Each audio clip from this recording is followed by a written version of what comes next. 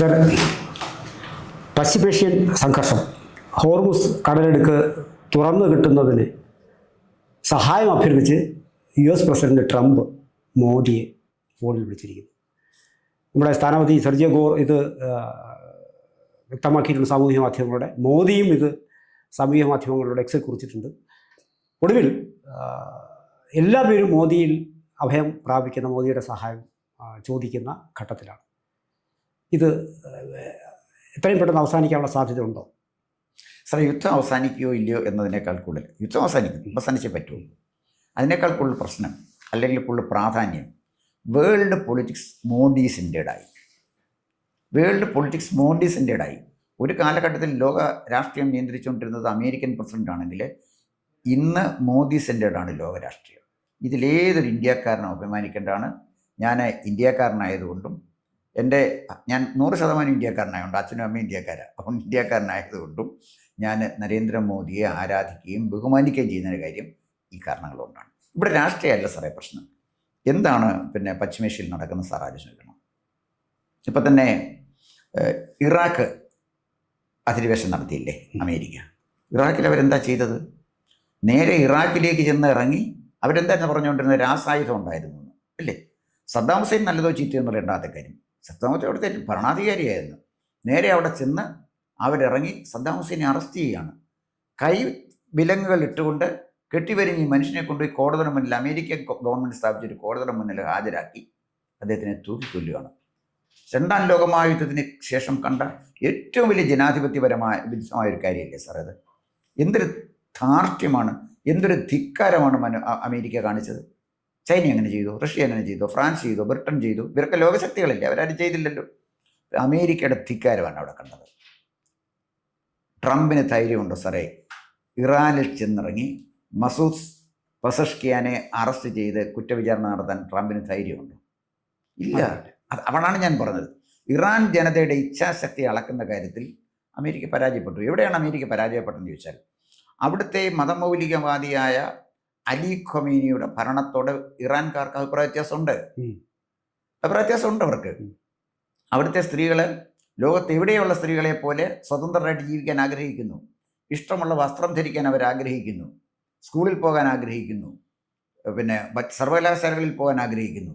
അപ്പം അവരുടെ ആഗ്രഹത്തെയാണ് ഈ മതമൗലികവാദി അടിച്ചമർത്തി വെച്ചിരുന്നത്. അതിനോട് അവിടെ അദ്ദേഹത്തിനെതിരെ ശക്തമായ പ്രതിഷേധമുണ്ട്. പക്ഷേ ഇറാനെ ആക്രമിക്കാൻ അമേരിക്ക വന്നപ്പോൾ ചിത്രം മാറി. ആ രാജ്യം നിലനിൽക്കേണ്ടത് ആ ജനതയുടെ ആവശ്യമാണ്. അത്തരൊരു കൾച്ചറാണ് ഇന്ത്യയിൽ ഇല്ലാതാക്കാൻ ഇവിടുത്തെ പ്രതിപക്ഷം ശ്രമിക്കുന്നത്. ഞാൻ സാന്ദർഭികമായിട്ട് ഞാൻ പറഞ്ഞു പോയതാണ്. ഇറാനിലെ എല്ലാ അഭിപ്രായ വ്യത്യാസങ്ങളും മാറ്റിവെച്ചിട്ട് അവർ ഭരണകൂടത്തെ സപ്പോർട്ട് ചെയ്യുകയാണ്. അമേരിക്ക കണക്കൂട്ടാത്തൊരു കാര്യമാണ്.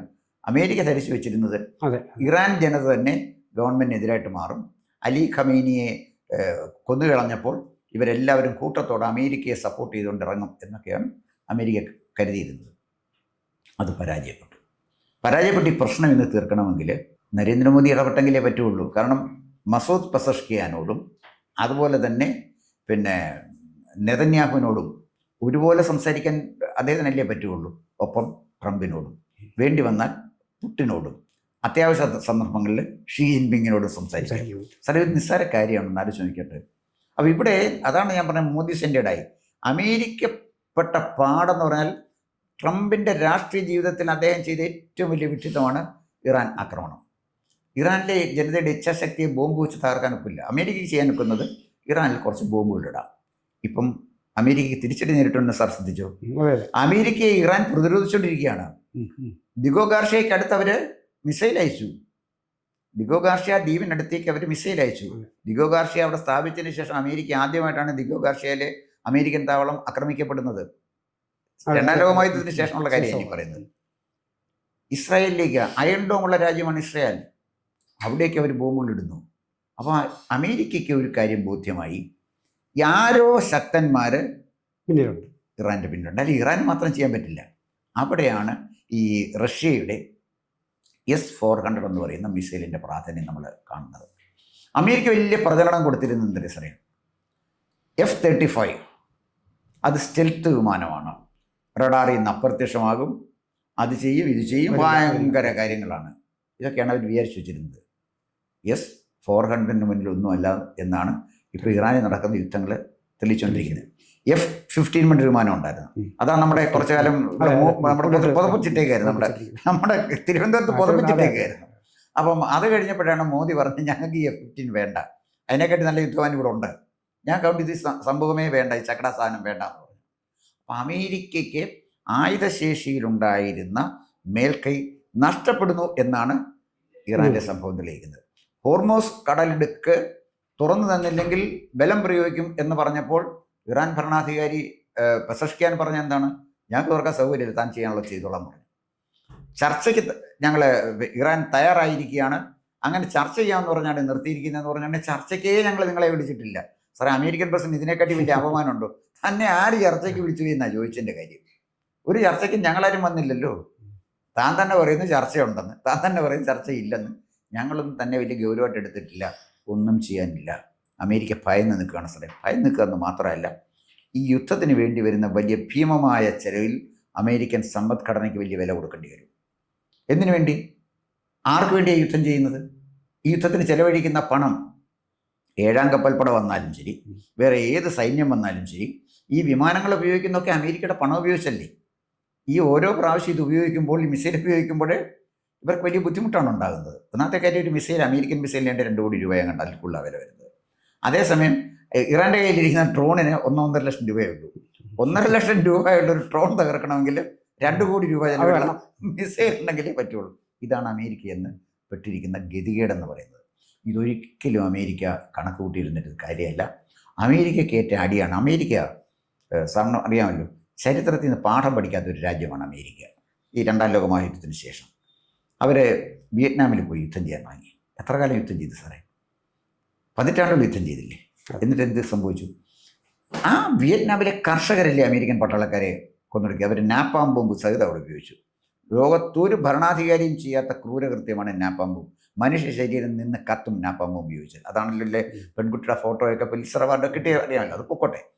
അപ്പം ആറ്റം ബോംബിന് ശേഷം അമേരിക്കയിൽ ഏറ്റവും വലിയ ക്രൂരകൃത്യം ഇറാനിൽ അവർ പ്രയോഗിച്ച നാപ്പാം ബോംബാണ്.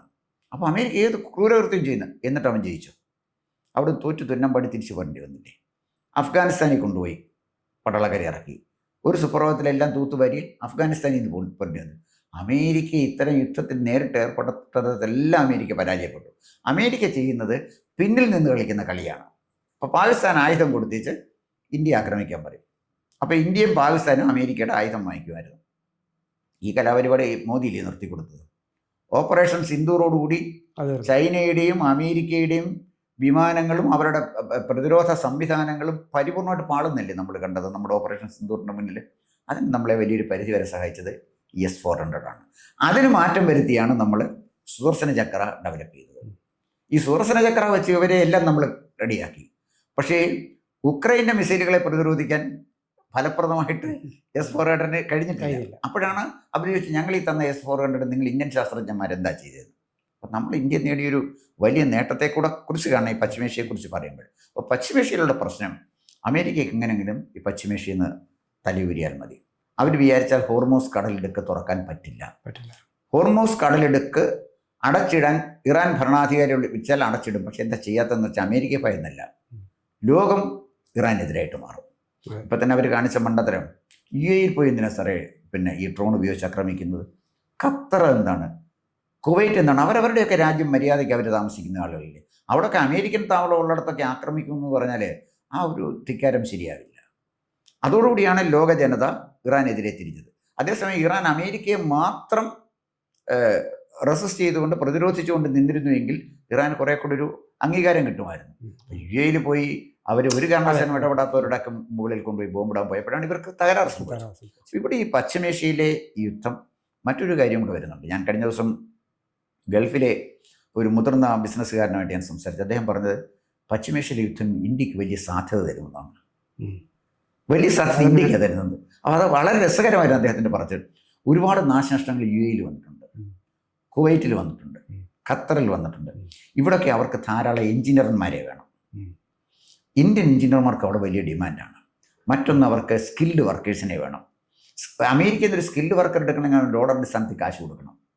ഇന്ത്യയിൽ നമുക്ക് ഇന്ത്യൻ കറൻസി അനുസരിച്ച് കാശ് എന്നാൽ അപ്പോൾ സ്കിൽഡ് വർക്കേഴ്സിനും സെമി സ്കിൽഡ് വർക്കേഴ്സിനും ലേബറേഴ്സിനും എഞ്ചിനീയേഴ്സിനും ഒക്കെ ഒരുപാട് തൊഴിലവസരമാണ് യുദ്ധം കഴിഞ്ഞാൽ ഇന്ത്യക്ക് കൈവരുന്നത് എന്നാണ് അദ്ദേഹം പറഞ്ഞത്. ഈവൻ ഇസ്രായേലിൽ പോലും ഇന്ത്യക്ക് അവസരമാണ് വരുന്നത്. ഇസ്രായേൽ ഒരുപാട് നാശനഷ്ടങ്ങൾ അതിന് ഇസ്രായേൽ ജനസംഖ്യ കുറവാണല്ലോ. അപ്പോൾ അവിടേക്ക് ഇസ്രായേലിനും ഇന്ത്യക്കാരനെ വേണ്ടി വരും എന്ന് പറഞ്ഞാൽ ചുരുക്കത്തിൽ പശ്ചിമേഷ്യയിൽ ഇപ്പം നിലനിൽക്കുന്ന സംഘർഷം ഇപ്പം അവസാനിക്കും. അത് ദൂരം പാനപ്പില്ല. അമേരിക്ക സറണ്ടർ ചെയ്തു, ഇനിയിപ്പം തീരുമാനം എടുത്താൽ മതി, അത് ഇവിടെ തന്നെ അവസാനിക്കും. എന്തായാലും മോദി സെൻറ്റേഡായി വേൾഡ് പൊളിറ്റിക്സ്, അതിൻ്റെ ഒരു ഗുണഫലം ഇന്ത്യക്കാരന് കിട്ടും. മോദിയുടെ രാജ്യത്തു നിന്നാണ് വരുന്നതെന്ന് പറഞ്ഞാൽ ഇസ്രായേലുകാരെ സ്വീകരിക്കും, ഇറാൻകാരനും നമ്മളെ സ്വീകരിക്കും. ഇറാൻ നമ്മളെ വേണം. ഇറാൻ ഒരുപാട് അമേരിക്ക നാശനഷ്ടം വരുത്തിയിട്ടുണ്ട്. ഏറ്റവും കൂടുതൽ ആവശ്യം വരുന്ന ഇറാനാണ്. അപ്പം ഇറാൻകാർക്ക് നമുക്ക് വേണം, ഗൾഫുകാർക്ക് നമ്മളെ വേണം. അപ്പം പശ്ചിമേഷ്യയിൽ ഈ സംഘർഷവും യുദ്ധവും ഇന്ത്യക്കാർക്ക് ഗുണകരമായി അവസാനിക്കുമെന്നാണ് എൻ്റെ ഒരു നിരീക്ഷണം. ഒരു കാര്യം കൂടി പറഞ്ഞ് നമുക്ക് അവസാനിപ്പിക്കാം. കാരണം ഇപ്പോൾ ചൊവ്വാഴ്ച പ്രധാനമന്ത്രി സഭയിൽ ഇത് വളരെ കൃത്യമായി ഈ പശ്ചിമേഷ്യൻ സംഘർഷത്തെക്കുറിച്ച് പറഞ്ഞിരുന്നു. മാത്രമല്ല ഒരു പ്രതിപക്ഷ പാർട്ടികളെ കൂടിയൊക്കെ ഇൻവൈറ്റ് ചെയ്തുകൊണ്ട് ഇതിന്മേലൊരു ചിലപ്പോൾ നീണ്ടു നിന്ന് പോയാലുണ്ടാകുന്ന കാര്യങ്ങളെക്കുറിച്ച് ചർച്ച ചെയ്യാൻ കൂടി എല്ലാവരും ക്ഷണിച്ചിട്ടുണ്ടായിരുന്നു. ആ സമയത്ത് കേരളത്തിൽ തിരഞ്ഞെടുപ്പാണ്, എനിക്ക് സമയമില്ലാന്ന് രാഹുൽ ഗാന്ധി പറഞ്ഞിട്ട് ഇങ്ങോട്ട് വന്നിരിക്കുകയാണ്. ഇതാണ് ഇപ്പോൾ ഒരു സാഹചര്യം. പ്രതിപക്ഷ നേതാവാണ് അവിടെ. കേരളത്തിൽ തിരഞ്ഞെടുപ്പ് നടക്കുന്നുണ്ട്, ശരിയാണ്. 1 മണിക്കൂറെടുത്ത് ഇങ്ങോട്ട് വരാം, 2 മണിക്കൂറെടുത്ത് അങ്ങോട്ട് പോകാം. പക്ഷെ ഇപ്പോഴും അദ്ദേഹത്തിൻ്റെ സ്റ്റാൻഡ് ഇപ്പോഴും അതാണ്. സാർ, ഞങ്ങളുടെ നാട്ടിലൊരു പറച്ചിലുണ്ട്, ഈ അമ്പാടൻ ആലപ്പുഴ പോയ പോലെ. അമ്പാടനോട് പറഞ്ഞ് ആലപ്പുഴ പോകാൻ പറഞ്ഞ് പോയി, തിരിച്ചു വന്നപ്പോൾ ചോദിച്ചു എന്തിനാ എന്നെ ആലപ്പുഴ വിട്ടേന്ന്. അതുപോലെയുള്ളൂ രാഹുൽ ഗാന്ധി ക്രിയേറ്റീവായിട്ട് നിറയൊരു സ്റ്റേറ്റ്മെൻറ്റ് സാർ പറ. ഈ യുദ്ധവുമായിട്ട് ബന്ധപ്പെട്ട് മോദി മോശം എന്നല്ലേ പറയുന്നത്. മോദിക്ക് വിദേശ നയമില്ല.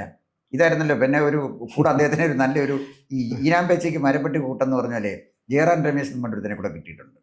അവർ ഇവർ രണ്ടുകൂടിരുന്ന് നടത്തുന്ന വെളിപാടുകളാണല്ലോ ഈ കോൺഗ്രസിൻ്റെ ഇതായിട്ട് വരുന്നത്. സാറേ, ഇന്ത്യൻ വിദേശ നയത്തിൻ്റെ ഏറ്റവും വലിയ വിജയമാണ് നമ്മൾ പശ്ചിമേഷ്യയിൽ കണ്ടുകൊണ്ടിരിക്കുന്നത്. അതുകൊണ്ടാണ് ഈ ഹോർമുസിലെ ഈ പ്രശ്നം തീർക്കണമെന്ന് മോദിയോട് ആവശ്യപ്പെട്ടു എന്ന് പറഞ്ഞ് തലക്കെട്ട് പത്രം കൊടുത്ത ഏത് പത്രം സാർ കണ്ടായിരുന്നു? ഇന്നത്തെ മാധ്യമം സാർ കാണണം. മാധ്യമത്തിൻ്റെ മുൻ പേജിൽ അടിച്ചു വന്നിരിക്കുകയാണ് ഹോർമുസ് തുറന്നു കൊടുക്കാനായിട്ട് മോദിയുടെ സഹായം തേടുന്നു എന്ന്. മാധ്യമത്തിന് അടിക്കേണ്ട ഒരു സ്ഥിതിയിലേക്ക് ലോകരാഷ്ട്രീയം മാറി എന്ന് പറയുമ്പോൾ നമ്മളത് ഇന്ത്യക്ക് കിട്ടിയ ഒരു വലിയ നേട്ടമായിട്ടാണ് എനിക്ക് തോന്നുന്നത്. എന്തായാലും കൂടുതൽ വരും ദിവസങ്ങളിൽ കൂടുതൽ ഇന്ത്യയുടെ പ്രസക്തി ലോകരാഷ്ട്രങ്ങൾക്കിടയിൽ വർദ്ധിച്ചു വരട്ടെ എന്ന് മാത്രമാണ് നമുക്ക് ആശിക്കാം. കൂടുതൽ വാർത്തകളും വിശേഷങ്ങളും നേരിട്ട് ലഭിക്കാൻ ജനങ്ങളിൽ നിന്ന് ജനങ്ങളിലേക്ക് ജനഭൂമി ന്യൂസ് സബ്സ്ക്രൈബ് ചെയ്യൂ. ബെൽ ബട്ടൺ അമർത്താനും മറക്കരുത്.